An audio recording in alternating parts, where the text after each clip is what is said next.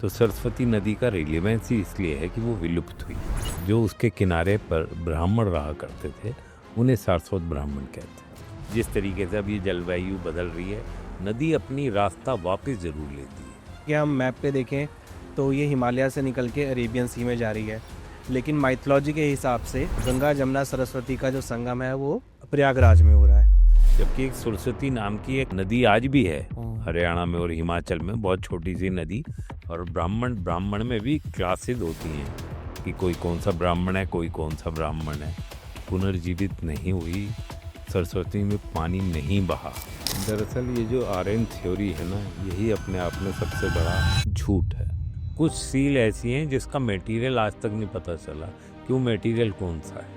जो Indus valley civilisation के लोग थे वो कौन सी भाषा यूज करते हैं? ये कौन से ब्राह्मणों की? पहली बात तो आप मछली खाते हैं, दूसरी बात ये सारस्वत कौन होते हैं।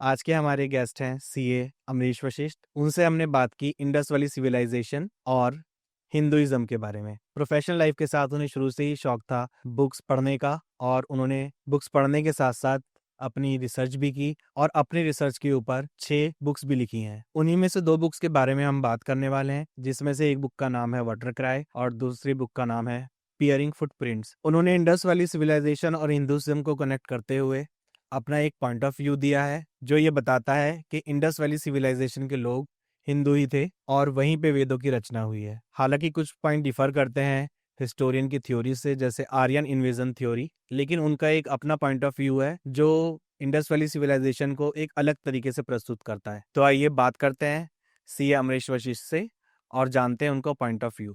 सर, सबसे पहले हम बात करना चाहेंगे सरस्वती रिवर के बारे में।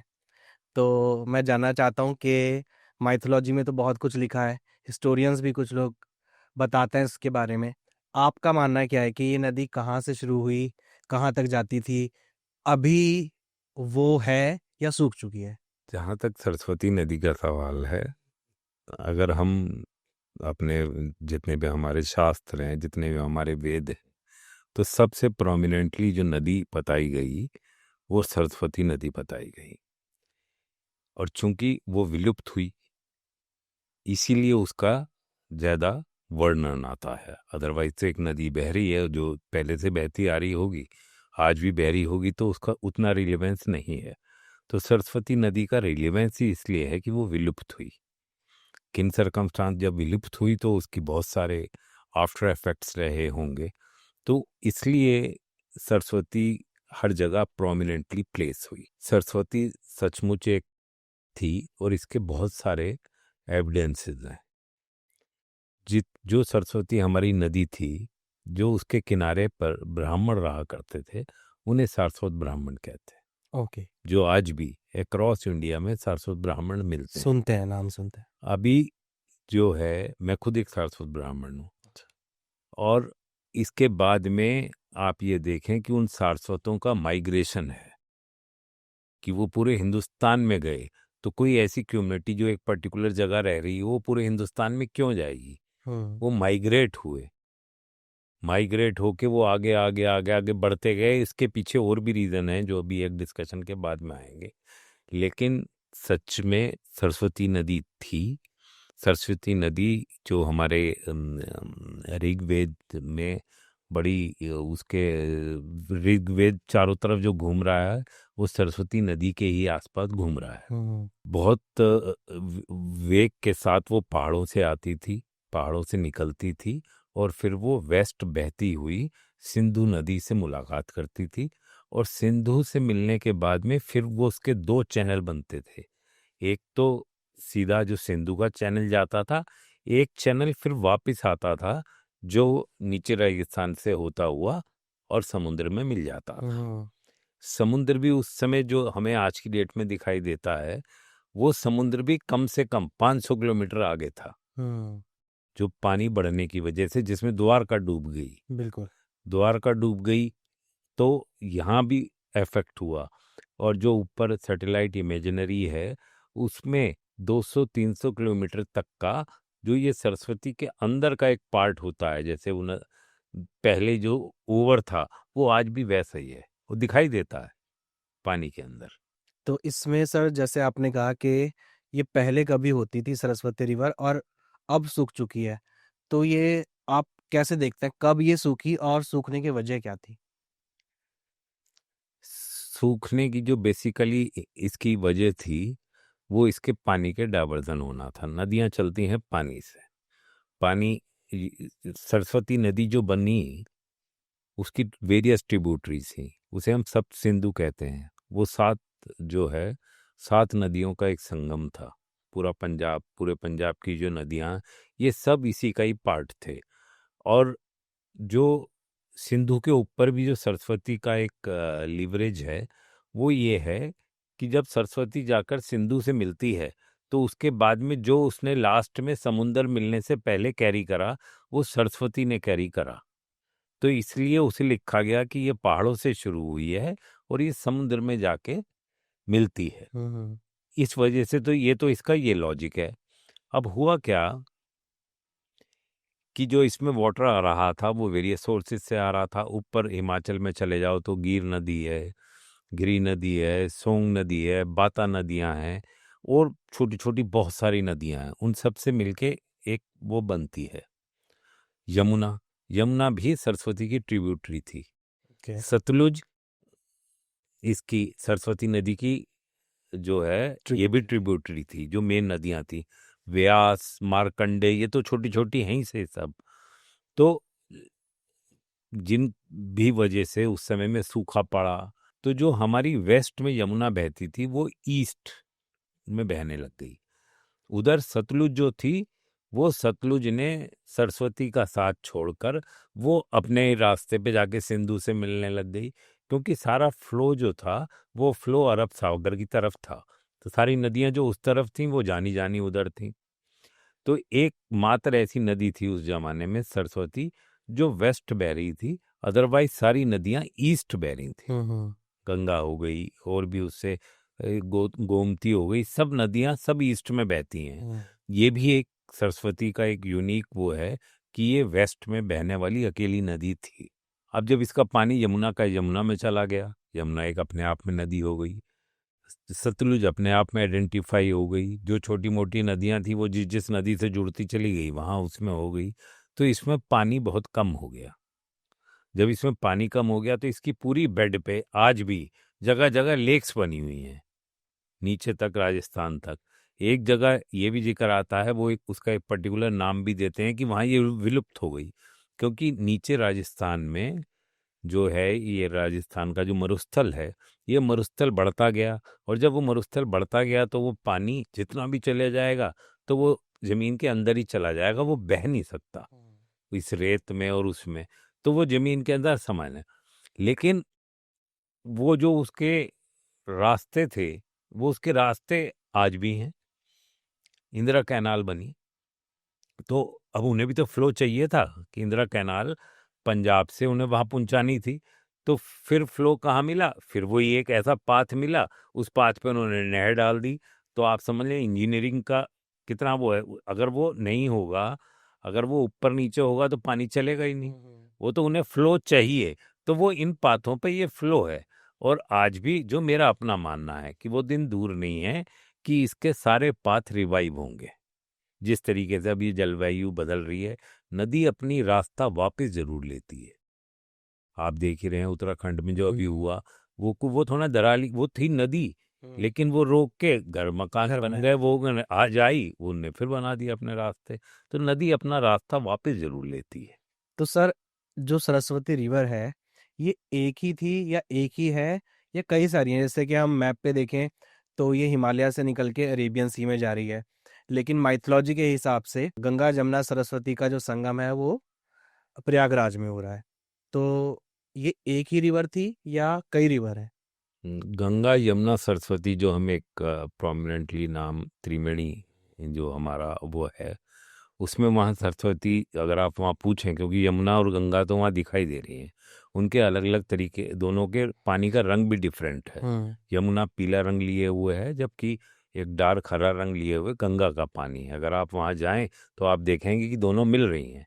और आप अगर वहाँ किसी से पूछेंगे कि सरस्वती कहाँ है, तो फिर जवाब ये मिलता है कि ये जो है ये नीचे से आ रही है, या एक वहाँ पड़ोस में एक किला है, किले में एक कुआं है कि जी वो कुएं से रिफ्लेक्ट हो रही है, ये उनका एक मानना है।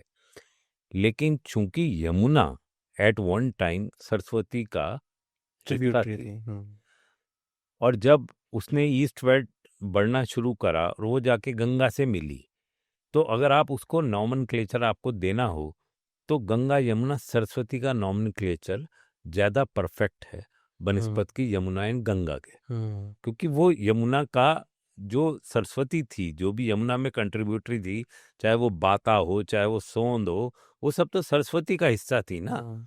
और वो पानी फिर इधर मुड़ गया, तो सरस्वती जो ओरिजिनल ओरिजिनल तो कहीं से शुरू होती नहीं। जबकि एक सरस्वती नाम की एक जो है नदी आज भी है हरियाणा में और हिमाचल में, बहुत छोटी सी नदी, जिसके नाम पर ये मानते हैं कि ये असली नदी का नाम रखा गया था। तो वो जो नॉमनक्लेचर देने में उस जमाने में जो भी लोग रहे होंगे, उन्होंने इसे त्रिवेणी का एक बहुत अच्छा नाम, बड़ा सुंदर नाम दिया।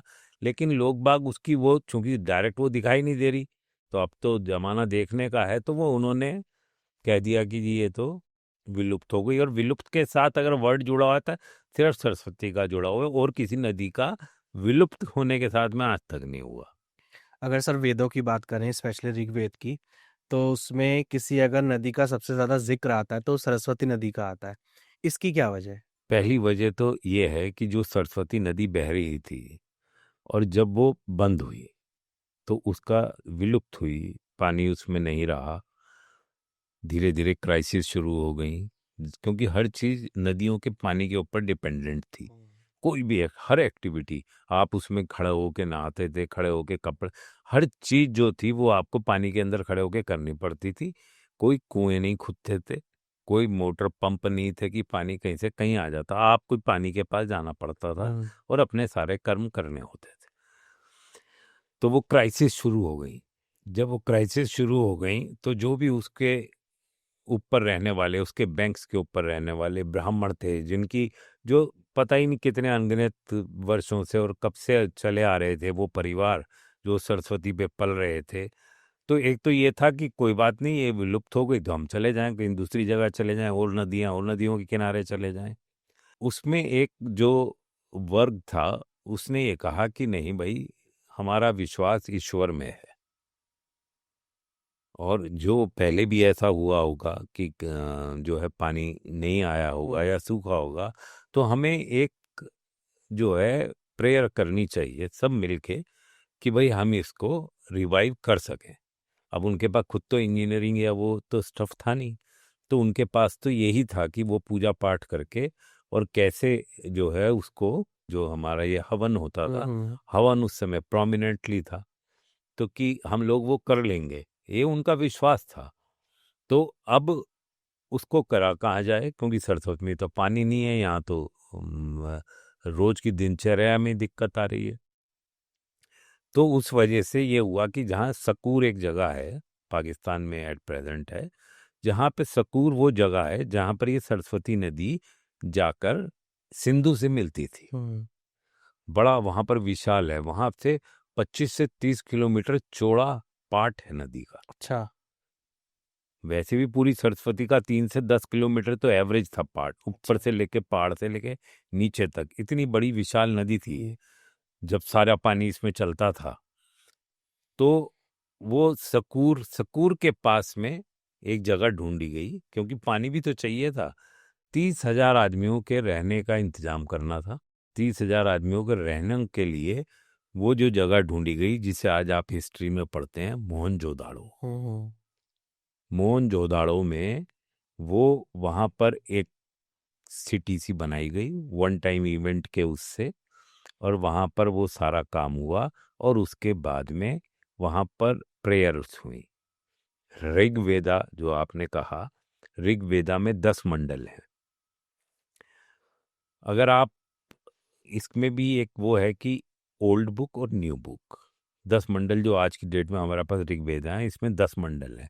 लेकिन अगर आप उसको पढ़ेंगे, उसे अध्ययन करेंगे, तो आप ये पाएंगे कि जैसे मंडल नंबर 1, मंडल नंबर 5, मंडल नंबर 8, 9, 10, ये जो 5 मंडल हैं, इसमें कुछ चीजें आउट ऑफ प्रिटेक्स्ट आ रही हैं ओके।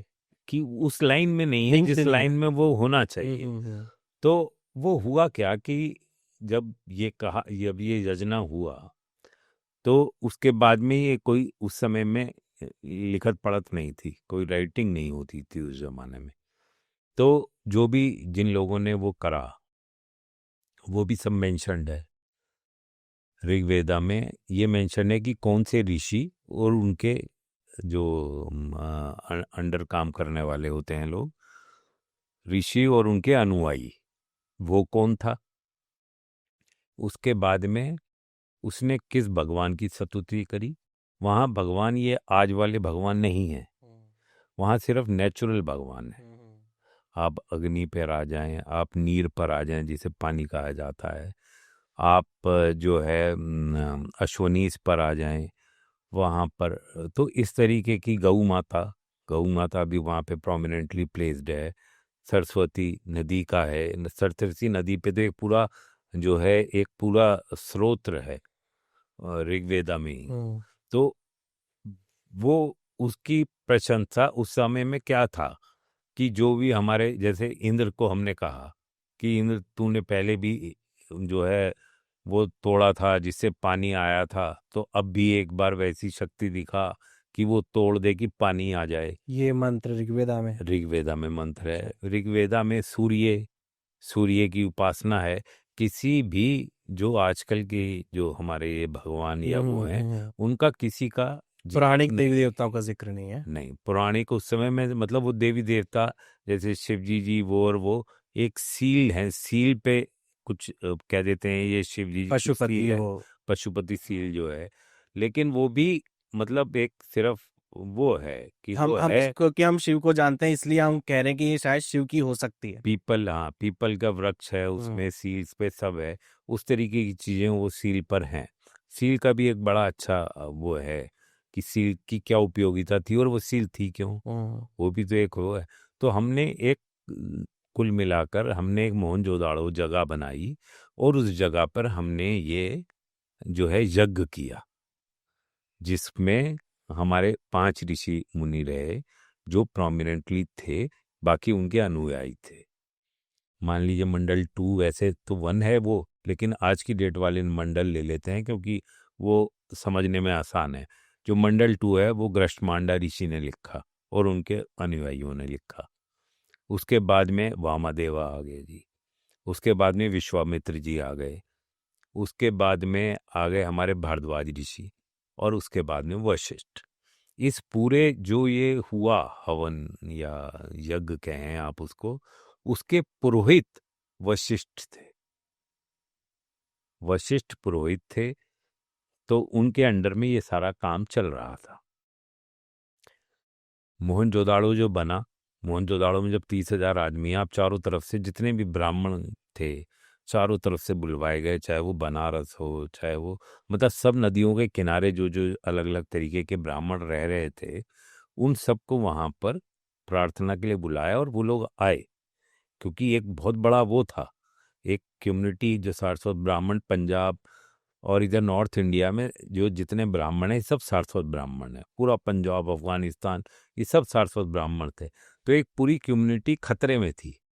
तो उस खतरे को बचाने के लिए जो और ब्राह्मण, चाहे वो गौड़ ब्राह्मण हो या ब्राह्मण हो या जित कने कुब्जियाँ हों, सब तरीके के ब्राह्मण वहाँ पहुँचे अपनी प्रेयर्स करने के लिए। वो जिस मत से विश्वास रखते थे, मान लीजिए वशिष्ठ ऋषि के जो अनुयायी थे, चाहे वो बनारस में थे या कहीं थे, वो वहाँ से वहाँ पहुँचे और उन्होंने वहाँ जाके प्रेयर्स करी, अपने तरीके से करी। और जो मोहनजोदाड़ो में यज्ञ हुआ, ये 10 महीने चला। इसके एक उसमें ये भी आता है लास्ट में, क्योंकि कुछ होता दिखाई दे नहीं रहा था, तो उसके एक उसका अर्थ ये भी है कि 9 महीने में तो बच्चा भी पैदा हो जाता है।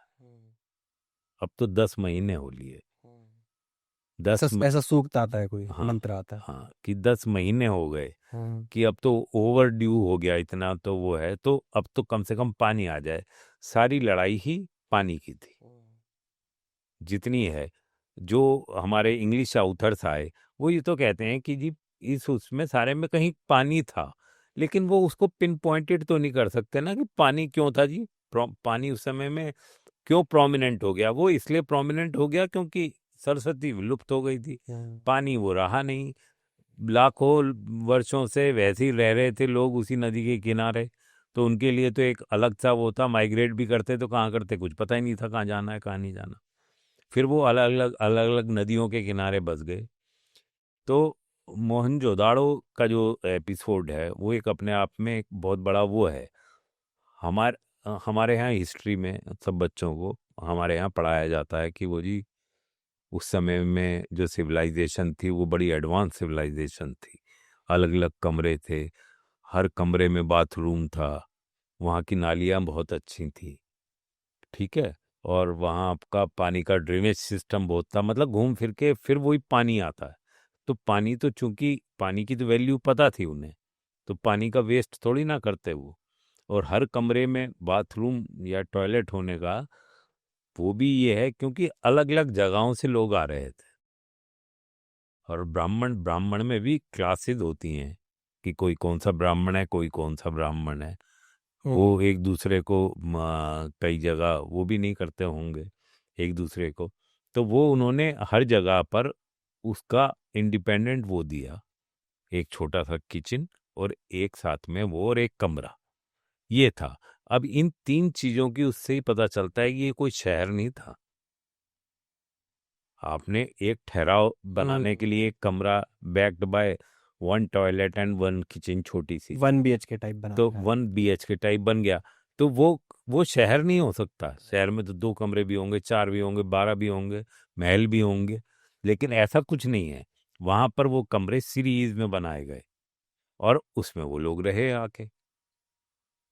छोटी छोटी जो सड़कें हैं, जो वहां पर आने जाने के रास्ते थे, वो इसलिए थे क्योंकि बैलगाड़ी उस जमाने में ट्रांसपोर्टेशन थी, मोड ऑफ ट्रांसपोर्टेशन। तो अगर कोई आदमी आया है और अपनी बैलगाड़ी खड़ी करनी है तो उसको खड़ी करने के लिए भी तो जगह चाहिए, उसके बैलों के लिए जगह चाहिए, उसके बैलों के खानों के लिए, खाने के लिए जगह चाहिए। तो इस तरीके से वो डेवलप हुए वो सारी चीज़ें, इंफ्रास्ट्रक्चर। और जो पर्टिकुलर जिस जगह जग हुआ वो भी बहुत बड़ा एक इंफ्रास्ट्रक्चर था। जिस आपने कॉमन बाथ पढ़ा होगा कि जी कॉमन बाथ था, लोग उसमें शहर के लोग स्नान करते थे, कम्युनिटी बाथ था। वो ऐसा नहीं था। वो बाथ एक साइज था, 4 या 5 फुट वो था। वो चूंकि रिचुअल्स हमें करने हैं, हमारे रिलीजियस रिचुअल्स, और हर रिचुअल, मान लीजिए मैं कोई कार्य कर रहा हूँ और मुझे लघु शंका आई, तो मैं जब लघु शंका करने जाऊंगा तो मैं फिर पूजा में दोबारा नहा के ही तो जाऊंगा।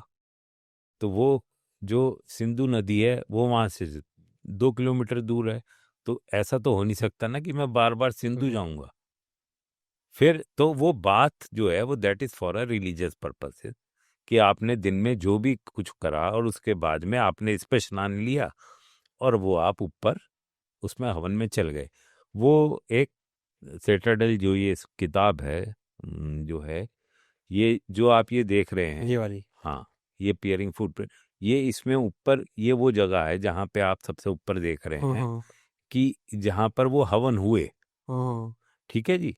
अब ये वाली जगह। ये वाली जगह, और इसके नीचे अगर आप ये देखें तो ये जो दिखाई दे रहा है ये कहीं ना कहीं वो बात का हिस्सा हो सकता है। इधर नहीं होगा, दूसरी साइड में होगा। तो इसकी कैसे भूमिका थी मैं आपको बताऊं कि जो बाथ था, बाथ से सीढ़ियां जा रही थी यहाँ ऊपर तक के लिए, पहली बात। दूसरी बात, ये कोई भी चीज हो उसको रेगुलेट करने के लिए तो चाहिए एक प्रिंसिपल, चाहे वो पुरोहित हमारे वशिष्ठ थे और वो थे तो, लेकिन वो उस सारे हवन के प्रिंसिपल भी थे। तो एक बात से डायरेक्ट जाती थी सीढ़ियां एक रूम में, और वो रूम था, उन प्रिंसिपल था आपका, जिन्हें आज आप प्रिंसिपल कहते हैं। उस समय में हेड आचार्य थे वो, जो हेड थे, जो उनके उसमें अंडर में चल रहा था, उनके आदमी जो है, जो ऊपर जहां हवन चल रहा था वहां 16 लोग बैठते थे। 4 लोग जो अपना गायन कर रहे हैं, जो ये हमारे मंत्र हैं, ये गा के बताए जाते थे और कोई सिस्टम नहीं था, ये तो गायन था। और जो गायन आज ये 5-6 तरीकों का गाना है, ये 16 से 17 तरीकों का गायन हुआ करता था। उसे छंद कहते थे। उस छंद छंद भी मेंशन है हर सूतक के ऊपर, हर मंडल में सूतक है, उस सूतक के ऊपर लिखा है कि सबसे पहले कौन ऋषि है, फिर कौन किस किस स्तुति हो रही है, सूर्य की, नीर की, अग्नि की। मेजॉरिटी अग्नि की है। अग्नि उस समय में बहुत प्रोमिनेंटली वो सब आया है। उसके बाद में हमारा आता है कि छंद क्या है, किस छंद में हम गा रहे हैं, क्योंकि हमें तो गा के बताना है। फिर जो ये प्रिंसिपल का रोल था वो था करेक्शन का। आप ऐसा नहीं है कि आप जो मर्जी जाके वो कर दें, क्योंकि वो भगवान की, ईश्वर की स्तुति हो रही है तो उसमें गलती तो नहीं होनी चाहिए ना। तो वो उनके अपने हेड भी बैठते थे, और जो उसके ऊपर जो एक रेगुलेटर टाइप प्रिंसिपल साहब थे वो भी बैठते थे। और जो 4 लोग थे वो सिर्फ उसकी जो अग्नि थी वो देखते थे, उसमें कोई घी डालता था, एक उसकी जिम्मेदारी थी, कोई लकड़ी काष्ठ बढ़ाता था, उसमें उसकी जिम्मेदारी थी। इस तरीके से वो हवन इन्होंने पूरा करा 5 ऋषि मुनियों ने। और उस समय में, और जिसको कि आज हम ऋग्वेद ओल्ड बुक के नाम से जानते हैं। सर आपने बताया कि पुराने ऋषियों ने एक यज्ञ किया ऋग्वेद के टाइम पे, जिसमें सरस्वती का नाम बार बार आया है, और वो सरस्वती नदी सूखने के बाद उसी के किनारों पर हुआ। तो क्या उन सूक्त में, उन मंत्र में उस जगह का नाम भी आता है, या हम उसे मोहनजोदाड़ो से कैसे लिंक कर पा रहे हैं? अगर आप मोहनजोदाड़ो को देखेंगे और उसकी जो उसकी संरचना है, जो हमें हिस्ट्री में पढ़ाया गया कि वो एक शहर था। आप ये देखें, उस समय में हिंदू को भी जो जो मृत हो जाता था तो उसे दफनाया जाता था। उस समय में समाधिस्थ कह लें आप या वो कह लें, वो उस समय प्रचलन में नहीं था कि जलाने की आप उसे प्रक्रिया। जलाने की प्रक्रिया। तो उस पूरे जगह पर आप ये देखें कि अगर वो शहर था तो शहर की जैसी चीजें तो होनी चाहिए थी। अगर आप उसे बिल्कुल बारीकी से उस जगह को देखेंगे, और मैं आपसे कह रहा हूँ वो वन टाइम इवेंट था, तो आप उसको 100% बिल्कुल अप्रूव करेंगे कि यस, ये वन टाइम इवेंट की ही जगह थी। वो कामयाब नहीं हुआ। किसी भी चीज की कामयाबी बड़ी जरूरी है। कोई कह सकता है कि जितनी बड़ी बात कह रहे हैं आप, तो ये कहीं कोई कहता नहीं है, कहीं कोई वो नहीं होता। कभी किसी ने क्लेम नहीं करा, किन्हीं ऋषियों ने नहीं करा, उनके वंशज थे उन्होंने नहीं करा क्लेम। वो इसलिए क्लेम नहीं किया गया क्योंकि वो फेल हुए। वो एक्सेप्ट करना मुश्किल है। सरस्वती पुनर्जीवित नहीं हुई, सरस्वती में पानी नहीं बहा। तो अपने आप में ये एक बहुत बड़ी उस जमाने में वो त्रासदी थी कि आप सबने जितनी आप कर सकते थे प्रेयर्स, जो आप कहते आ रहे हैं वैदिक उसमें, इसका मतलब कुछ वो नहीं है। ये पानी से लड़ाई थी। अब ये उन्होंने जो चैलेंज लिया था वो तो चुपचाप जाके कहीं और भी बच सकते थे, तो वो चैलेंज फेल हो गया। और जब वो चैलेंज फेल हो गया तो उसको फिर गुणगान नहीं किया जाता, फिर उसको कैरी नहीं किया जाता। ग्लोरिफिकेशन तो उन चीज़ों का होता है जो विजयी हों, जहां आप अगर उससे विजयी हो जाता तो ऑल टुगेदर कहानी डिफरेंट होती। अब चूंकि हमारे जो ऋषि मुनि या उनके अनुयायी थे, जो वहां पर वो प्रवचन करते आ रहे थे, वो तो उनके सब दिमाग में थे ना, मेमोरी से आगे चले। और जो अपॉर्चुनिटी पहली आई कि जब लिपिबद्ध होने लगी, तो वो चीजें लिपिबद्ध हुई। तो वो लिपिबद्ध हुई तो सबके नाम आ गए कि व्यास जी ने करा, फिर व्यास जी ने 4 टुकड़ों में बांट दिया। लेकिन आप सोचो कि जो हमारे यहाँ कहा, अगर आप इसे किसी एक प्लेस से लिंक ना करो तो कैसे हजारों ऋषियों की कही हुई बातों को कोई आदमी लिपिबद्ध कर लेगा? किसी एक जगह तो कुछ हुआ होगा ना, किसी ने कहा होगा। और फिर जो ये 5 मैंने आपको बताए, ये एक ही फ्लो में है। वही सरस्वती, वही पानी, वही अग्नि। तो उसी तरीके की सारी चीजें हैं, उसी तरीके की रिक्वेस्ट है। वाटर क्राई जो एक बुक है, ये जो मेरी इसमें है, ये जो वाटर क्राई है, इसका मैंने नाम रखा वाटर क्राई। और उसके नीचे लिखा है जो है ओल्डेस्ट ऋग्वेदिक हैम्स। हम्म, ये वो मंत्र हैं जो ऋग्वेदिक के 5, जो मैं जिनको बता रहा हूँ 5 हम्म, मंडल, ये वो हैं मंत्र जो पुराने से सबसे पुराने हैं। उसके बाद में 1, 10, 9 तो मैंने आपको बताया, कुछ मॉडरेटली वो चेंज हो गए, उसकी फ्लो चेंज हो गई। इन 5 को अगर आप देखें तो ये एक ही फ्लो के हैं। सिर्फ और सिर्फ वाटर क्राइसिस हैं। वो वाटर क्राई था क्योंकि सब कुछ जा रहा था। आज आदमी वेल्थ है, आदमी के पास ट्रांसपोर्टेशन है। उस जमाने में तो ये भी नहीं पता था कि 5 किलोमीटर बाद क्या है, क्योंकि हम्म, कोई गया नहीं था कभी। तो वो जो क्राइसिस थी वो बहुत बड़ी थी उनके सामने। उस क्राइसिस को करने के लिए उन्होंने ये करा, और फिर ये फेल हुए। जो अपने उसमें कामयाब नहीं हो सके, तो ये चुपचाप माइग्रेट हो गए, जगह जगह आप माइग्रेट हो गए। और देखें आप, माइग्रेशन भी जो मोहनजोदाड़ो है, मोहनजोदाड़ो का जो सिंधु है, वो सिंधु नीचे अरब सागर में जा रही है। तो बहुत सारे लोग तो अपर पंजाब में चले गए, जहाँ ऊपर नदियां थी, सिंधु के ऊपर चढ़ गए, सिंधु के साथ साथ ऊपर चले गए। जो हमारी वेस्ट साइड थी, जो ईस्ट साइड थी, वो भी चूंकि छोटी छोटी नदियां तो आ ही रही थी, घाघर हो गई, सतलुज हो गई, व्यास हो गई, ये सब नदियां थी। इन सब नदियों के किनारे चले गए, क्योंकि पानी जरूर चाहिए था हर आदमी को। जो उसके नीचे लेकिन रास्ता तो बहुत बड़ा था। सरस्वती आदि बद्री से शुरू हुई, जो मैदान हमारा है, जो आज यमुनानगर जगाधरी के पास में है, और अरब सागर तक, और उस पूरी नदी के साथ साथ लोकेलिटीज हैं। तो सारा माइग्रेशन होना था।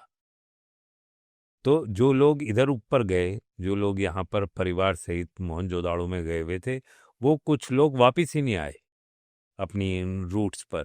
और वो वहां से समुद्र का रास्ता लेते हुए नीचे चले गए। अब नीचे कहाँ चले गए? महाराष्ट्र, हम्म, जो आज का महाराष्ट्र है, कोंकण, जो एक कोंकण है उसके हम्म, आगे, केरल। ये लोग यहाँ से एंटर हुए अंदर, और एंटर होने के बाद में केरल से एंटर होके कर्नाटक तक चले गए। हम्म, तो लेकिन उनकी आइडेंटिटी क्या थी? वो सारस्वत ब्राह्मण थे। जो कर्नाटक के पाई लोग हैं, जिनके बैंक्स चल रहे हैं, ये सारस्वत ब्राह्मण हैं। आप देखो, कहाँ कर्नाटक, कहाँ सरस्वती नदी, इधर अरब सागर की। तो कनेक्टिविटी क्या थी? वो माइग्रेशन था, कि वो माइग्रेशन हुआ और वो लोग वहां चले गए, केरल से एंटर हुए। केरल में जितने आप देखें, जितने मंदिर बने हुए हैं, सब सारस्वतों के हैं। और छोड़ें द्वारका, द्वारका में जो जो पंडित हैं, जो वहाँ पे द्वारका में थे, वो सब सारस्वत ब्राह्मण हैं, जो वो उसको देखते थे। और वही गोसाई समाज है, जिसको द्वारका से लाके मथुरा में लाया गया। जो अब इस समय जो मथुरा की क्राइसिस चल रही है, वही गोसाई समाज है, वो सारस्वत ब्राह्मणों का। सर जैसे अभी आपने बताया कि जो मोहनजोदारो था ये एक टेम्परेरी एस्टेब्लिशमेंट था, कोई परमानेंट सिटी नहीं थी। और ये उन लोगों ने बनाया जो सरस्वती रिवर के विलुप्त होने के बाद ईश्वर से प्रार्थना कर रहे थे कि इसमें पानी आ जाए। इस हिसाब से तो ये उन लोगों ने बसाया जो वैदिक परंपरा को फॉलो करते थे। और जियोलॉजिकल जो लोग स्टडी करते हैं उन्होंने ये बताया है कि जो सिंधु घाटी सभ्यता थी वो आर्यन के आने से पहले की थी। तो ये कुछ विरोधाभास मुझे दिखाई देता है, इसके बारे में आप क्या कहते हैं? दरअसल ये जो आर्यन थ्योरी है ना, यही अपने आप में सबसे बड़ा झूठ है। और अब तो ये एस्टेब्लिश हो चुका। आर्यन थ्योरी चली, लेकिन ये सब ब्रिटिश रूल में चली। दरअसल ब्रिटिशर्स का चूंकि हम लोग जिस भी तरीके की नेचर थी, चाहे वो हम हिंदू थे या मुसलमान थे, तो ब्रिटिशर्स को कहीं ना कुछ उसमें वो डालना था, कि जो एक निरंतरता चली आ रही है पीछे से, उसको कैसे वो खत्म करें। ख़त्म नहीं हो पाई, क्योंकि हमारे पास में जब ये स्टोन एज आई और उस समय में ये सारी बातें हम पत्थरों पे गड़ गए। जब दुनिया लिखना नहीं जानती थी, तब हम अपनी पूरी पूरी स्टोरियाँ, चाहे वो पूरी पूरी स्टोरियाँ हम पत्थरों पे गढ़ के चले गए। इसके लिए भी एक मास्टरी चाहिए इस काम के लिए, और वो हम लोग करते थे और बड़े आराम से कर लेते थे, क्योंकि जहाँ भी कहीं पुरानी जगह पे जाओ या वो मिल जाओ तो आपको वो मिल जाएंगे उस तरीके के। तो आर्यन थ्योरी जो दी वो बेसिकली दी अंग्रेजों ने, और वो ये दिखाने के लिए कि यहाँ के जो नेटिव्स थे आप भी हमारी तरह फॉरेनर हो, कि आप भी, आपका भी कोई स्टेटस फर्क नहीं है, यहाँ के नेटिव्स तो ये हैं, या साउथ में जो लोग हैं ये नेटिव्स थे, आप लोग तो हमारी ही तरह, भाई आप पहले आ गए हम बाद में आए हैं। तो वो अंग्रेजों की दी हुई थ्योरी थी, आर्यन थ्योरी अब खत्म हो गई। अभी अब बहुत सारी जो है साइंस और रिसर्च का वर्क होने लगा।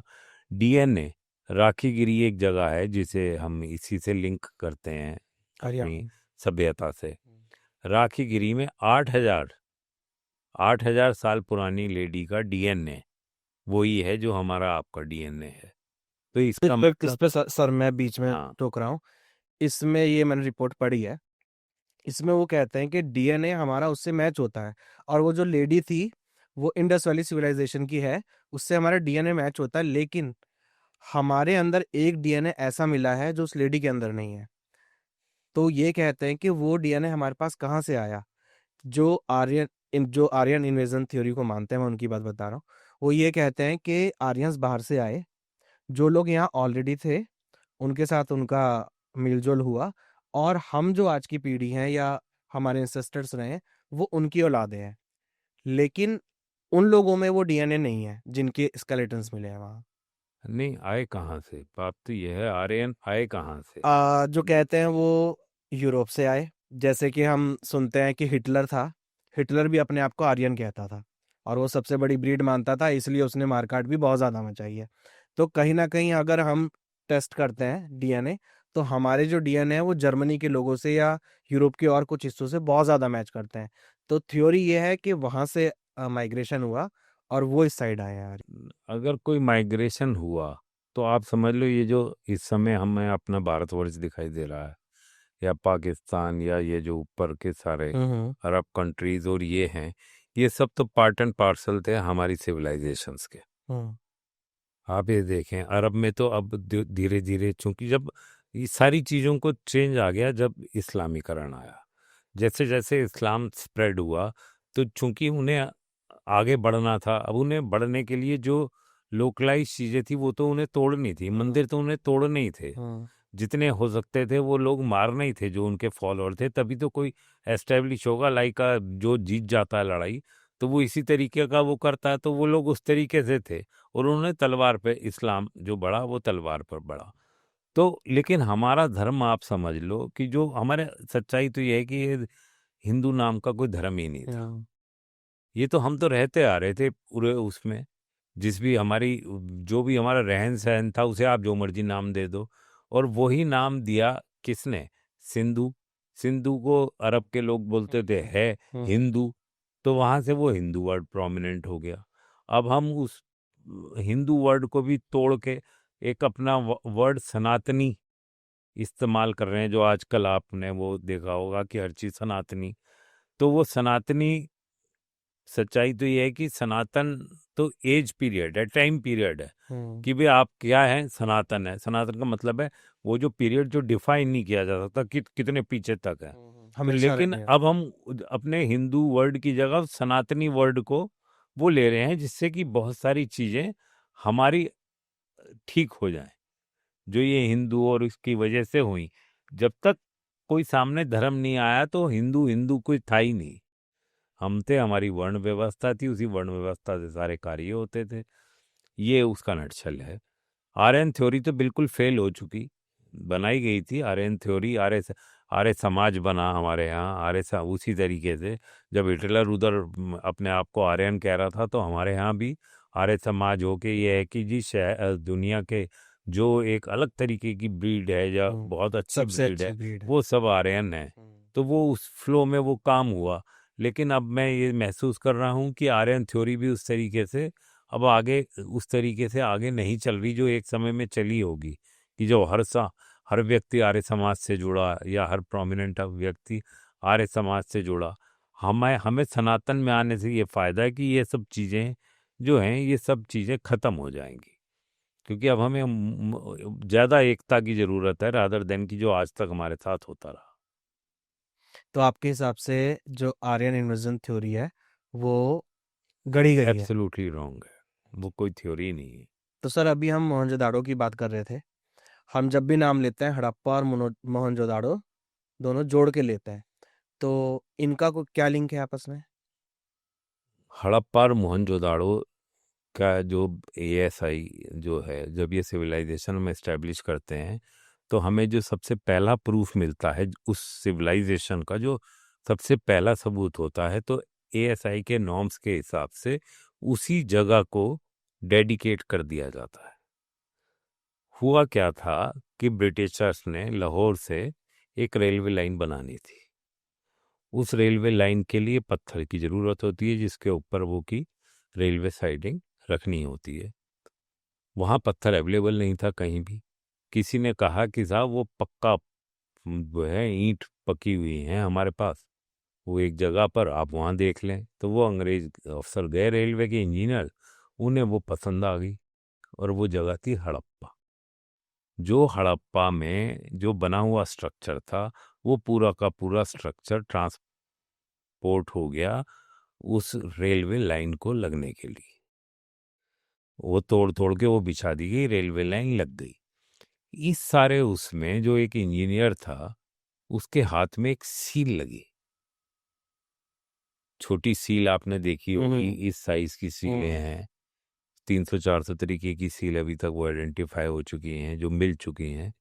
तो वो सील उसकी समझ में नहीं आई कि ये सील क्या है, जिसके ऊपर वेरियस वो भी हैं, बल्कि एक सींग का एक जानवर भी है जो आज तक एक सींग का कोई जानवर मिला नहीं है। अब वो मे बी कि वो आर्टिस्टिक में, चूंकि वो उसको खोदा जाता था, उल्टा खोद के फिर उसमें वो भर के फिर वो उभरा हुआ निकलता था, जैसे पुराने उससे वो सील जो मेथड बनती से। थी। वो सील पहली मिली, उसके बाद उसने 10-12 साल बाद एक किताब थी एएसआई की, उसमें उसने उस सील से लिखा कि साहब ये सील मिली थी वहां पर जहां से हम ये मटेरियल जो है ये लेके आए हैं। उस सील को फॉलो करते हुए जो एएसआई वाले हैं वो सबसे पहले हड़प्पा पहुंचे। हड़प्पा में और सील भी मिली, तो सील एस्टेब्लिश हो गई कि यहाँ पर ये था। अब जो उनकी समझ में वहाँ पर वो आया, वो ये आया कि बहुत बड़े बड़े गोडाउन टाइप जगह है ये। उसमें कमरे नहीं थे, उसमें बड़े बड़े गोडाउन थे जिनकी बहुत बड़ी बड़ी मोटी मोटी नीचे जो है जमीन में, क्योंकि वो ऊपर का स्ट्रक्चर तो टूट टाट के चला गया रेलवे लाइन में, लेकिन जो नींव होती है वो नींवें थी। तो वो जब नींव खोदी गई तो वो बड़े साइज की ईंट थी और वो भी बहुत मोटी मोटी। तो वो ये हुआ कि इसके ऊपर बहुत बड़े बड़े गोडाउंस थे, ग्रीन जिसे हम कहते हैं। अब वो गोडाउन से एस्टेब्लिश हो गए, तो गोडाउंस वहाँ क्या कर रहे थे उस जमाने में जब कोई ऐसी जरूरत नहीं थी। 1920 में आर.डी. बैनर्जी उस समय में जो है हमारा ये बुद्ध धर्म, बौद्ध धर्म जो है, इसका भी वर्ल्ड वाइड बड़ा वो था, क्योंकि बहुत सारे कंट्रीज से एक्सकेवेशन हो रहे थे। एक बहुत सारे कंट्रीज ने बौद्ध जो था वो धर्म एक्सेप्ट कर लिया था, तो उस पे भी वर्क होता था। और अंग्रेजों के लिए बौद्ध धर्म बिल्कुल नया था, लेकिन चूंकि वो जापान और इस तरफ चाइना वाइना इन सब से वो रखते थे मतलब, तो उन्हें इंटरेस्ट बौद्ध धर्म में भी था। तो आर.डी. बैनर्जी बौद्ध धर्म के मठ जो होते थे, जैसे सारनाथ में है मठ, तो उनको ढूंढ रहे थे जिन्हें बताया गया था। अभी अफगानिस्तान में जो बुद्ध की प्रतिमा तोड़ी थी जब तालिबानियों ने, वो भी एक बौद्ध का हिस्सा था। तो उनको ढूंढते हुए वो यहाँ तक पहुंचे, मोहनजोदाड़ो तक। और मोहनजोदाड़ो के बाद में उन्होंने उसी अपनी जो फाइंडिंग्स शुरू करी वो बौद्ध मठ की थी, लेकिन वहाँ के इंफ्रा को देखकर उन्हें ये लगा कि ये कुछ और है। तो उन्होंने ये डिक्लेयर करा कि ये दुनिया की सबसे पुरानी सभ्यता है जिसको मैं आजकल इस पे काम कर रहा हूं। वहां पर जैसी सील हड़प्पा में मिली थी वैसी ही सील मोहनजोदाड़ो में मिली। तो लिंक हड़प्पा और मोहनजोदाड़ो का हो गया। अब वो सील थी क्या, ये भी एक इंटरेस्टिंग वो है। उस सील के ऊपर जो भाषा है वो आज तक पढ़ी नहीं गई, डिकोड नहीं हुई, वो आज तक पढ़ी नहीं गई कि ये भाषा क्या है। इनफैक्ट वो भाषा ही नहीं है, वो तो साइन है। अब साइन किस चीज के हैं? साइन उस चीज के हैं जो मैंने आपको बताया। अब हड़प्पा और मोहनजोदाड़ो का डायरेक्ट लिंक बताऊं आपको। नदी का किनारा है, रावी एक नदी है, उसके किनारे हड़प्पा है जो आके सिंधु से मिलती है और सिंधु पर मोहनजोदाड़ो है। आपको 30,000 आदमियों के लिए फूड कहाँ से आएगा, अन्न कहाँ से आएगा? तो जो गोदाम बने वो बने हड़प्पा में, क्योंकि हड़प्पा ऊपर कहीं कोई सूखा नहीं था, कहीं कोई उस तरीके से वो नहीं था। सिंधु थी, सिंधु के ऊपर पूरी सिविलाइजेशन थी, जिनके पास पैसा था, जिनके पास अन्न था। तो वो एक सेंटर बना हड़प्पा जो फीड कर रहा था मोहनजोदाड़ो को। वहां से वो जो बड़ी बड़ी बोट्स होती थी, बोट्स भी ये जो आगे से नुकीली वाली बोटें ये नहीं थी, आगे से चौड़ी 15-15 20-20 फुट आगे से चौड़ी बोट, पीछे भी चौड़ी आगे भी चौड़ी, वो अपना सीधा वहां से रपटते हुए आ जाती थी। वो इनका ट्रांसपोर्टेशन मोड था। अब इस सारे उसमें क्या आना है क्या नहीं आना, कितना आना है, कुछ टोकन सिस्टम तो रखोगे ना। वही वो टोकन जिसे हम सील कहते हैं वो है। और वो वहीं के लिए नहीं थे। मोहनजोदाड़ो में बहुत सारी सील मिली। वो इसलिए मिली कि मोहनजोदाड़ो 2 हिस्सों में था। नीचे वाला लोअर सिटी जिसमें कमरे बने हुए थे, जो मैंने आपको बताया कि वो बाथरूम और वो सब बने हुए थे, वाटर था, नालियां बनी हुई थी, सब कुछ था। और एक सीटाडल ऊपर था, जैसे माउंट कह सकते हो, एक वो माउंट था जहां पर वो बाथ था, जहां पर वो छोटे कम रूम बने हुए थे, और उसके ऊपर वो जो है यज्ञ वेदी थी। ठीक है, सिटी से हर आदमी को जाना वहां अलाउड नहीं था। जैसे डिस्टरबेंस, मान लीजिए हम ये डिस्टरबेंस ना हो तो वहां से जाने के लिए, ऊपर जाने के लिए वो था। अब जो लोग आए हुए थे बाहर बाहर से और जिन्हें अपना वो करना था, तो उनको भी तो बताया जाएगा कि तुम्हें आज से कितने दिन बाद करना है। तो सूर्य, उस समय में सूर्य घड़ी थी जो हमारी वैदिक, उसमें सूर्य के हिसाब से उन्होंने वो साइन बना रखे हैं।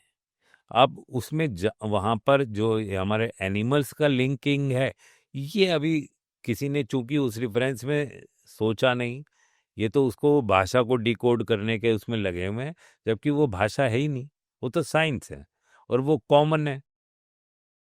मान लीजिए मैं वशिष्ठ हूं, तो मेरा एक वशिष्ठ का एक मार्क है कि भाई ये इस तारीख में ये वशिष्ठ का ये वाला है। अब मेरा मान लीजिए उस गोत्र के अंदर भी मेरा कोई सब हेड है और मैं कह रहा हूँ कि नहीं जी उस दिन ये देगा, तो उससे अगला जो है वो उसके सब हेड का हो गया। उससे आगे क्या हो गया जी, जो आप डाइटी को, किस डाइटी को दे रहे हैं उसका साइन हो गया। तो वो एक तरीके से वो था कि आप पूरा का पूरा पढ़ लें। अब आप ये देखें कि उसका सबसे बड़ा उदाहरण क्या मिलता है कि गुजरात में एक जो है 1950 या 60 में एक जगह एक्सकवेट हुई, उसमें एक लकड़ी का द्वार है, मतलब द्वार के ऊपर का जो शीर्ष होता है वो है, उसमें वो सारे मार्क हैं जो उस सील में है, 7। आप समझ लें कि जो उसके जो प्रोमिनेंट मार्क हैं वो उसमें दे रखे हैं। अब वो उनके रहने की जगह हो, वो उनका कैंप हो, उनका आश्रम हो, जो भी ऋषि मुनि थे, लेकिन वो है, वो आज भी है। वो वुडन वो नीचे गिर गया और वो वुडन वहां पर वो रखा हुआ है, लेकिन उन्होंने प्रिजर्व कर रखा है। तो इस तरीके से जो वो साइन है, जब तक वो साइन की तरीके से उस चीज को नहीं पढ़ेंगे तो वो उसका रिजल्ट नहीं निकाल सकते। चंद्रमा है, 12-15 दिन रहता है, 15 दिन वो हो जाता है, घटता है, उसके हिसाब से, घटने बढ़ने के हिसाब से दिन तय था। मान लीजिए मेरा 7वें महीने में या 8वें महीने में हो, तो मैं पहले महीने तो आगे नहीं बैठ जाऊंगा ना, मैंने उन्हें टोकन भेज दिया, भाई तुम्हारा जो है ये इसके आसपास है, अब देख लो कितने दिन लगेंगे आने में, मैनुअली वो काम था। तो वो तो उन्होंने हर चीज को रेगुलेट करने के लिए बनाए थे, और उसमें आज तक सील का एक, बाकी तो इन्होंने डिकोड कर ली कि किस चीज से बनी है। कुछ सील ऐसी हैं जिसका मटेरियल आज तक नहीं पता चला कि वो मटेरियल कौन सा है, और वो आयरन एज नहीं थी तब तक, जो है आयरन का कोई चीज नहीं आई, वो आयरन एज नहीं थी तब, कॉपर एज थी, ब्रास भी नहीं था। तो कॉपर एज के समय में एक आपने देखा होगा जिसे डांसिंग गर्ल, अंग्रेज थे तो अंग्रेजों ने उसका नाम रख दिया डांसिंग गर्ल, वो यूं कमर पे हाथ रख के और वो टेढ़ी सी पतली सी बनी हुई है, लेडी बनी वो कॉपर की है, वो अकेली मूर्ति जो वहां पर मिली है। अब वो कैसे छूटी, क्या छूटी, इसकी तो कोई थ्योरी है नहीं, लेकिन वो कॉपर की अकेली मूर्ति वहां मिली। कॉपर की खदानें जो हमारा इधर जो अरब कंट्रीज या वहाँ है, वहाँ पर वो कॉपर की खदानें पहले मिली थी।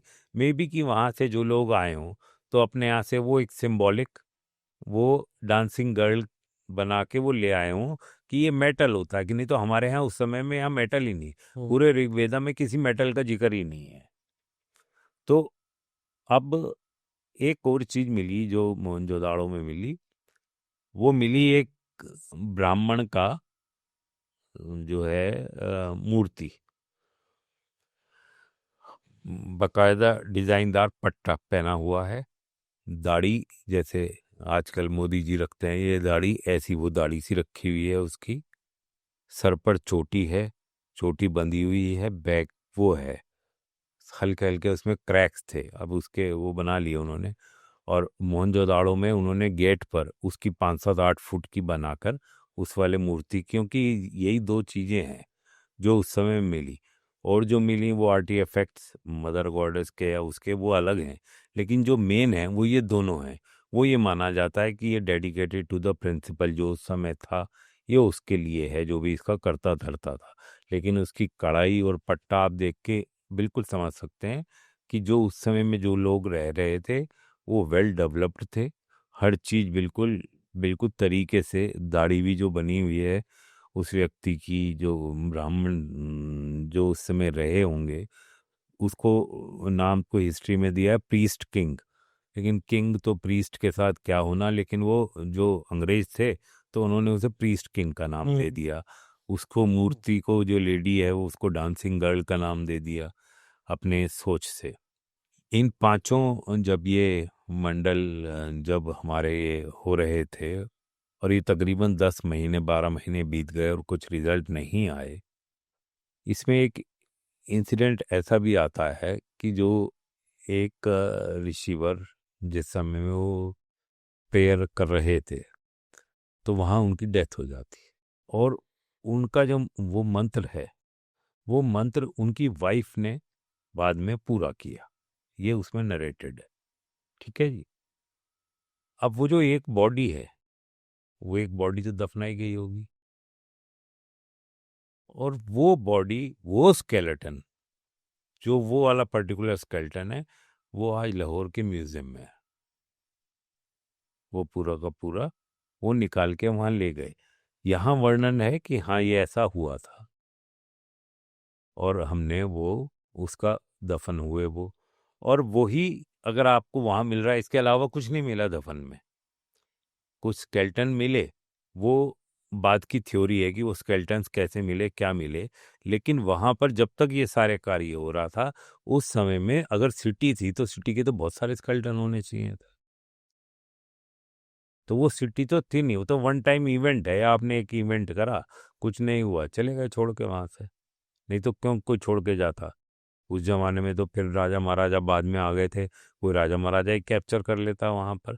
सिंधु नदी हमेशा रही, सिंधु नदी में पानी भी था, सब कुछ था, लेकिन उसको मोहनजोदाड़ो को सिंधी भाषा में मौत का वो भी कहते हैं, जो माउंट, अच्छा। कि मौत का माउंट, वो क्योंकि वहां पर जो भी कुछ हुआ वो उसके बाद में छोड़ दिया। हिंदुइज्म में असल में जो चीज छोड़ दी तो छोड़ दी बस, कि नहीं जी यहाँ नहीं जाना, यहाँ तो ये हो गया, यहाँ तो वो हो गया। अब जो स्केलेटन्स की बात मैं आपसे कर रहा हूँ, 2 स्केलेटन मिलते हैं वहां पर जब ये लोग 1920 में आर डी बनर्जी और ये सब जाते हैं, तो 2 स्केल्टन तो सीढ़ियों पर मिले और 9 स्केल्टन एक कमरे में मिले। किसी के उस पे कोई निशान नहीं है, किसी के उस पे कोई चोट नहीं है। तो कोई ऐसी थ्योरी कि जी मार काट हुई, ये हुई, वो कोई थ्योरी नहीं है। अब वो जो 11 लोग मरे, 2 कारण हो सकते हैं। भाई भूकंप प्रोमिनेंट एरिया है, भूकंप आया और वो भूकंप में बेचारे छतों में दब गए या उसमें दब गए। या ये भी हो सकता है कि पानी इतना बढ़ गया कि चारों तरफ वो उससे निकल ही नहीं पाए उस जगह से, और वो भूख और उससे वो जो है वो मर गए। वो लोग थे जो एक तरीके से उस स्ट्रक्चर को केयर टेकिंग कर रहे थे, क्योंकि आप एकदम से छोड़ के तो नहीं चले जाओगे। कुछ तो 2-4 आदमी छोड़ ही जाओगे, भाई देखता रहा फिर आते हैं। किसी को ये थोड़ा ना पता था कि वापिस ही आना नहीं होगा या माइग्रेट होकर दूर दूर चले जाएंगे। 25-30 साल में एक जनरेशन बदल जाती है। तो जो जनरेशन जब बदल जाती है तो दूसरी जनरेशन की हुई बातों का कुछ ज़्यादा लोगों को इंटरेस्ट भी नहीं रहता। लेकिन वो 11 सिर्फ स्केल्टन वहाँ पर मिले, 9 एक कमरे में और 2 उन सीढ़ियों पर। हर कमरों के साइज है। जो वुडन स्ट्रक्चर थे, भाई वुडन थे, वो नीचे गिरे और वो उसके बाद में वुडन जो थी वो गल गई। वुडन के ऊपर ही सब कुछ टिका हुआ था। हॉल के साइज बहुत थे, हर चीज़ बिल्कुल नपी हुई है। जो ब्रिक वहाँ पे इस्तेमाल हुई वो 1, 2 और 4 के अनुपात में है, जो हमारे यहाँ कहीं नहीं और कहीं नहीं मिलती, सिर्फ वहीं मिलती है। 1, 2, 4 के अनुपात में बनी हुई बड़ी बड़ी ईंटें थी। ईंटें भी 2 तरीके की थी। एक तो थी जो फायर बर्न्ट थी और एक थी सिर्फ जो सन ड्राइड थी। मिट्टी की ईंट बनी कच्ची ईंट। और फिर उसे कच्ची ईंट को वो लगा दिया गया। सर जैसे आपने बताया जो सील्स पे हमें लिपि मिली है वो सिंबल्स हैं, वो कोई लैंग्वेज या उसके अल्फ़ाबेट्स नहीं है। तो मेरा क्वेश्चन ये है कि उस टाइम के लोग, जो इंडस वैली सिविलाइजेशन के लोग थे, वो कौन-सी भाषा यूज़ करते थे? क्योंकि अभी हमने इसको वैदिक सभ्यता से भी जोड़ा, तो वैदिक भाषा तो ज़्यादातर संस्कृत है। नहीं, उस समय तो कोई संस्कृत भाषा भी नहीं थी, लिपि नहीं थी। कोई लिपि नहीं थी, कोई कुछ नहीं था। क्योंकि उसके बाद में अब इसका जो लिपि है कि लिपि सबसे पहली लिपि कौन सी है, तो संस्कृत पहली लिपि नहीं है। सबसे पहली लिपि है तेलुगु। तेलुगु कैसे बनी, तेलुगु यहाँ तक कैसे आई, एक बड़ा ये भी एक इंटरेस्टिंग वो है। और मेरी किताब में जो मैंने फिक्शन लिखा है धनंतर, उसमें वो नरेटेड है। और वो ऐसे नरेटेड है और वो भी बेस्ड है इन सब फाइंडिंग्स के ऊपर ही, कि जब वहाँ पर यज्ञ खत्म हो गया और कुछ नहीं हुआ, तो वो अपने आप को सरवाइव करने के लिए अलग अलग दिशाओं में चले गए, जहाँ के भी थे लोग। उसी में वो केरल पहुँचते हैं, केरल से वो कर्नाटक पहुँचते हैं, वहीं से आंध्रा और ये सब एरिया पहुँचते हैं।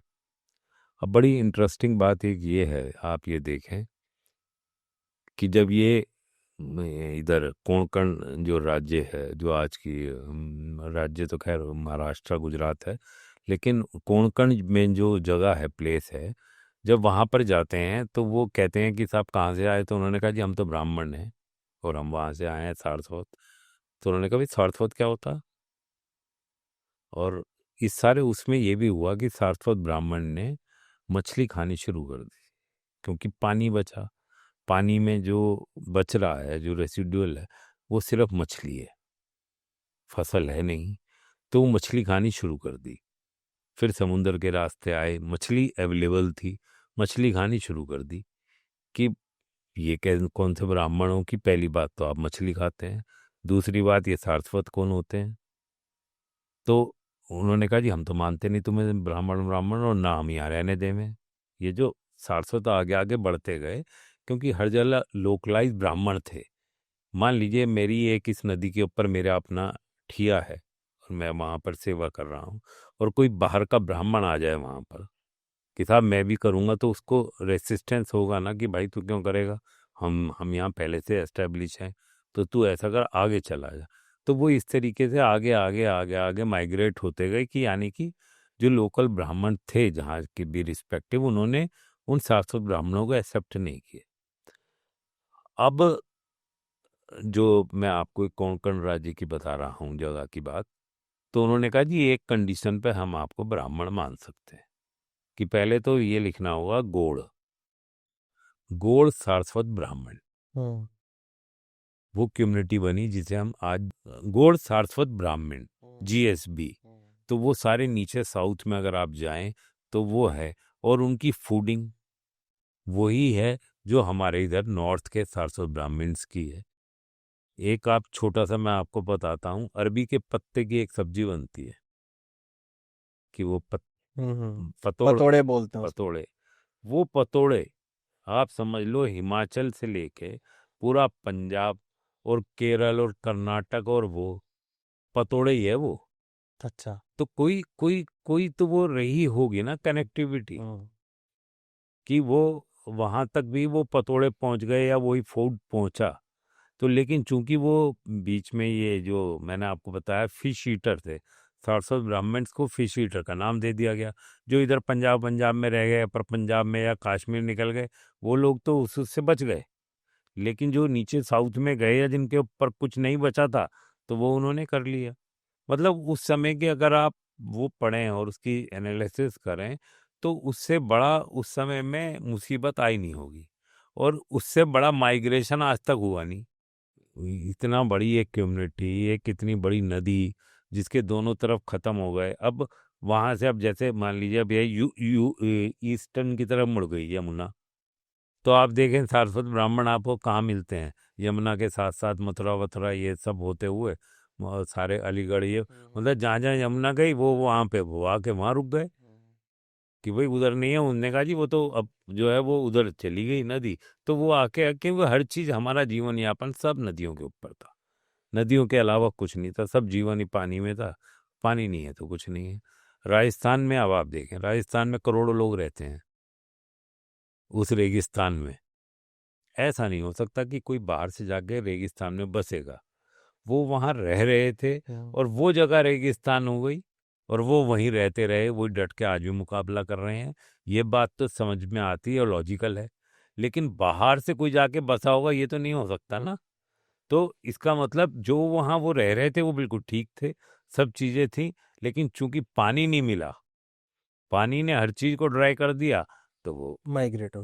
नहीं माइग्रेट भी नहीं हुए और नहीं रहते रहे, तो बिना पानी के रह रहे हैं। नहीं, उनकी बात कर रहा हूँ जो ये हमारे ब्राह्मण लोग थे। ब्राह्मण तो सब सब माइग्रेट हो हम्म, गए ऊपर, जहां उन्हें जहां हर नदियों पे गए, तो जो नदियां किसी न किसी ब्राह्मण, मान लीजिए कान्याकुब्ज जो ब्राह्मण है कानपुर में, आप गए कि साहब हम आ गए, उनने कहा जी यहाँ तो कुछ नहीं होना तुम्हारा, आप तो आगे जाएं, आगे देखें, आगे भी हैं। तो जहाँ कुछ जगह थोड़ी थोड़ी मिलती रही, वो ऐसे ऐसे एस्टेब्लिश हो गए। ऐसे सारस्वत जो है ये डिवाइड हो गए चारों तरफ। एक बहुत बड़ी पॉपुलेशन है लेकिन अनयूनाइटेड और डिवाइडेड है, इन्हें पता ही नहीं कुछ।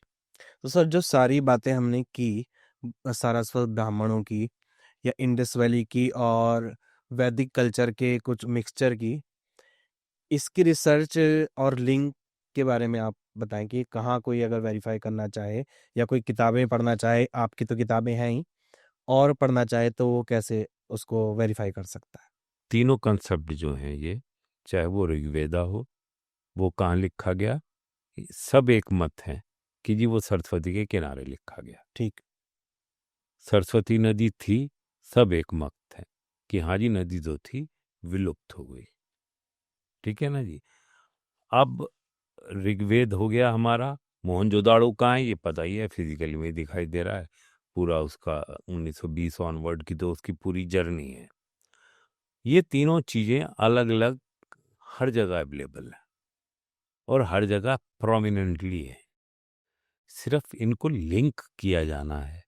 मैं कोई अथॉरिटी नहीं, मेरा तो एक मुझे चूंकि मेरी रूट्स वहाँ की हैं और सब कुछ है, मैं इसको लिंक कर पाया।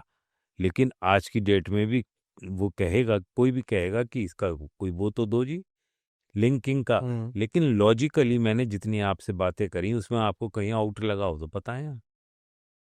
कि कुछ तो हुआ होगा। मैं ये मानता नहीं। अभी मैंने मोदी जी का एक दिन स्टेटमेंट पढ़ा, जो ये कह रहे थे, साहब ये वेद यही नहीं पता किसने लिखे। अरे भाई, वो क्या कर सकते थे? वो आपको लिख के एक चीज अपने पहले उन्होंने याद रखी, और फिर जैसी लिपि आई उन्होंने उसे लिपिबद्ध कर लिया, उन्होंने वो इंफ्रास्ट्रक्चर बता दिया, और उस वाली लिपि में लिखने में वो जो आपकी नदियां और वो सब है वो लिख गए। और इससे ज्यादा बड़ा क्या सबूत छोड़ के जाते? आज लोगों को लगता है नहीं जी ये तो कहानी है, कोई भी रिजेक्ट कर सकता है, नहीं जी ये तो कहानी है। कहानी है तो वो लिखी क्यों हुई है? और कोई काम नहीं था उन्हें उस समय में?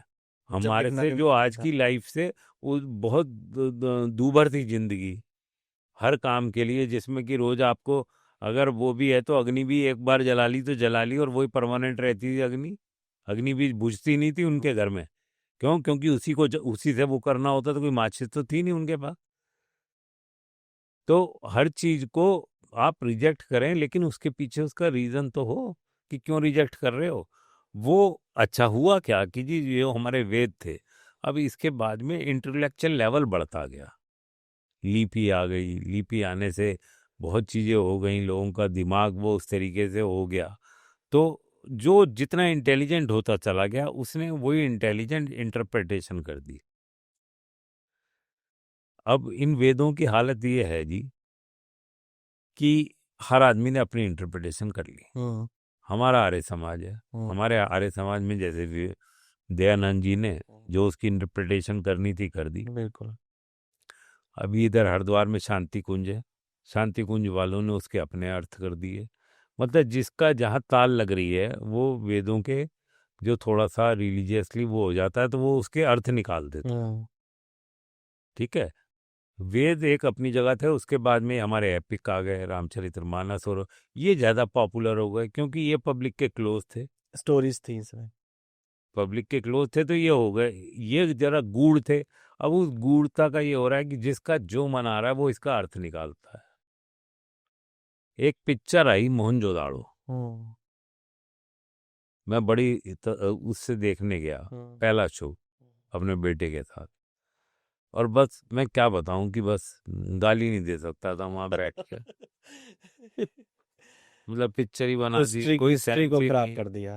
कोई सेंस ही नहीं। हम्म अब जो आने वाली जनरेशन है वो तो उस पिक्चर को देखेगी ना, मोहनजोदाड़ो। हम्म आप सर्च भी मारे तो वो पिक्चर निकल के आती है गूगल पे, मोहनजोदाड़ो।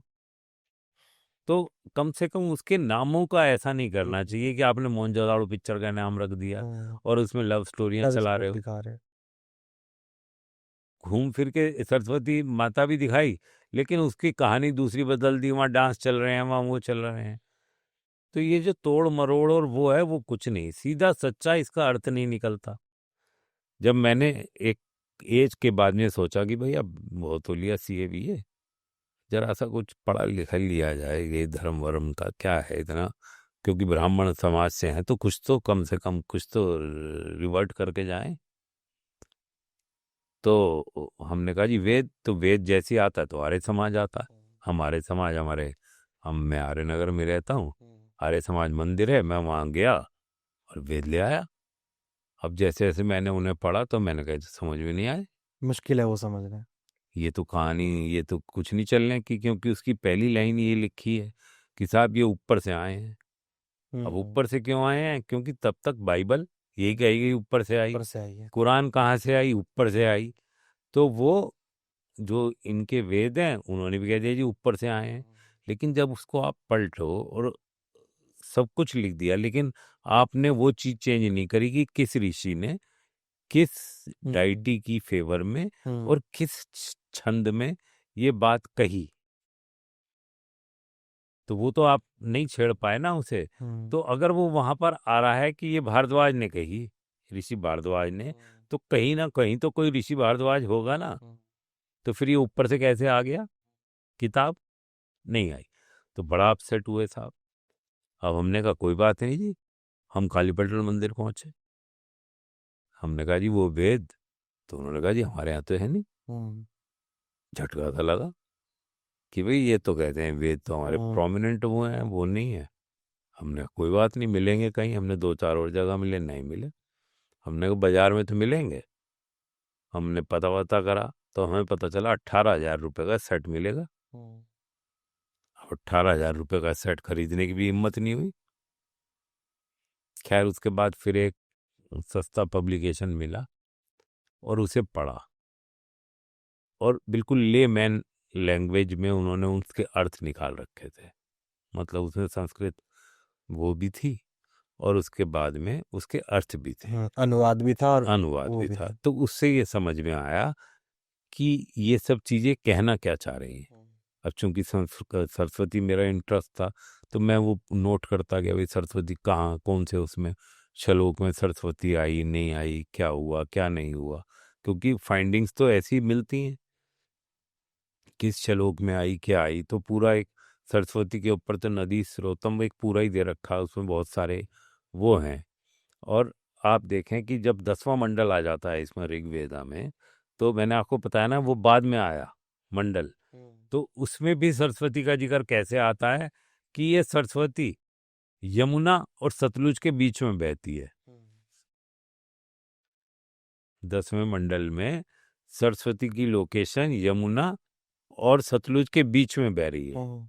जो कुरुक्षेत्र होते हुए ये जो आगे एरिया जा रहा है, इसमें ये बह रही है, क्योंकि वो बेचारा सतलुज भी तब तक कट गया था ना, तो वो रहा होगा, और इधर से यमुना कट गई थी, तो वो ये आदि बद्री से शुरू होके नीचे तक ये ऐसे चली गई। तो वेदों का एक अर्थ कोई यूनिफॉर्म कहीं ना कहीं आना चाहिए और सरल भाषा में हो। शायद इसलिए नहीं हो पाता कि हमारे यहाँ 6 या 7 दर्शन हिंदुइज्म में फॉलो होते हैं, और सभी दर्शन चारवाक को छोड़ के वो वेदों को मानते हैं। वेदों में जो वर्णित ईश्वर है उसको मानते हैं। तो कहीं ना कहीं वो वेदों की व्याख्या अपने दर्शन के हिसाब से करते हैं। तो शायद हम उन 7 या 6 दर्शनों के ऋषियों की जो व्याख्या पढ़ेंगे या जो आज भी उनको फॉलो कर रहे हैं, वो अलग अलग ही मिलेंगे। तो शायद हम उस पर ज़्यादा विश्वास कर सकते हैं जिस दर्शन को हम फॉलो कर रहे हैं, लेकिन शायद यूनिफॉर्म तो हमें कभी भी नहीं मिल पाएगा। जैसे कि आपने बताया आर्य समाज का आपने पढ़ा, तो क्योंकि वो निराकार ईश्वर को मानते हैं, तो उसकी व्याख्या भी उसी तरीके से है। अब जैसे मान लीजिए सरस्वती नदी है, तो जो दयानंद जी ने उसको करा, तो उन्होंने एक विदुषी नारी का नाम दे दिया सरस्वती। विदुषी नारी गंगा, विदुषी नारी यमुना। तो उससे उससे तो कुछ हो नहीं पाने का ना, क्योंकि उन्हें ये सिद्ध वो करना था कि ये ऊपर से आए हैं। ये ऊपर से आए, और वो समाज सुधारक थे। उनकी जितनी इंटरप्रिटेशन है वो समाज सुधारक के उससे है कि समाज के यूनिटी के तो उन्होंने थे। कोशिश ये करी कि ये जो, क्योंकि वेद तो कहीं थे ही नहीं, मैं बता रहा हूँ ना, रामचरितमानस और गीता और ये और वो होने प्रचलित लगे, थे। तो वो हो गई। और उसके बाद में वेदों का कहीं वो नहीं था। वेदों के जो शास्त्रार्थ आए नीचे उसके निकल के, वो इतने गूढ़ थे। उपनिषद। उपनिषद जो हैं उसके सारी एक्सप्लेनेशन ही हैं, वो सारे वो इतने गूढ़ हैं कि उनको समझ पाना मुश्किल है। तो वो इस तरीके से एक आम आदमी से वो हटते चले गए। आज भी आप घर में जो अगर आर्य समाज के वो वेद हैं वो तो फिर भी मिल जाएंगे, लेकिन जो सनातनी वेद का अर्थ है या वो है, वो आज भी आपको घरों में नहीं मिलेगा। अब मिलेगा तो एक घर में अलग मिलेगा, दूसरे घर में अलग। दूसरे घर में अलग मिलेगा। वो तो राइटर के ऊपर है कि उसने किसने क्या अर्थ निकाला क्या नहीं निकाला। मैंने जो वाटर क्राई लिखी है और इसमें मैंने अपना जितनी समझ से अपना अर्थ हो सकता था वो निकाल दिया, तो मैं भी एक तरीके से वो हो गया। लेकिन मैंने भी एक कोशिश करी, ऐसी हर व्यक्ति ने कोशिश करी होगी। उनका इंटेलेक्चुअल लेवल हमसे ज़्यादा था, उन्होंने ज़्यादा कर दी। जो मेरी समझ में आया मैंने उसे कर दी, मैंने इसे इंग्लिश में लिख दिया। तो इस तरीके से ऐसे ये आए हैं। कोई भी आदमी दूसरे को फॉलो क्यों करे, जब एक फ्री फॉर ऑल है कि आप इंटरप्रिटेशन कर सकते हैं, तो उन्होंने कर दी। अब उस सारे को पढ़ के आप कंक्लूड करो कहीं, तो उसके लिए समय भी चाहिए और वो भी चाहिए, भाषा का भी ज्ञान चाहिए। ठीक है sir, thank you so much. आपसे बात करके आज मैंने इंडस वैली सभ्यता के बारे में, या फिर सरस्वती रिवर के, या फिर वेदों के बारे में, और आपस में उनकी क्या लिंकेज है और आपकी क्या रिसर्च रही, आपने किस तरीके से लिंक किया, मैंने एक नई तरीके से समझा। तो उम्मीद करता हूँ जो इस पॉडकास्ट को देखेगा या सुनेगा, वो भी एक नए पर्सपेक्टिव को देखेगा और समझेगा। Thank you so much. Thank you very much.